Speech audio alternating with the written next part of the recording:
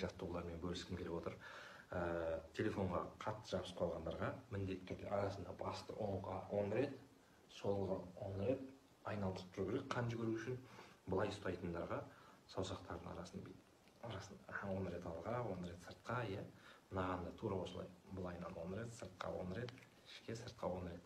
Былай ұстайтындарға бармақты 10 рет былай, ішке 10 рет былай. Сосын былай басатындарға, телефон былай басатындарға былайынан сыртқа 10 рет, ішке 10 рет, алға, артқа. Сосын видео көрген кезде еріндер салбырап кететіндерге ерінді тарту керек, жіберу керек. Көз шаршамас үшін қарап отқан кезде көзді жинадың, жібердің, жинадың, айландырып, кішкене айналдырып аласың. Денені полный бір сілкіп алу керек.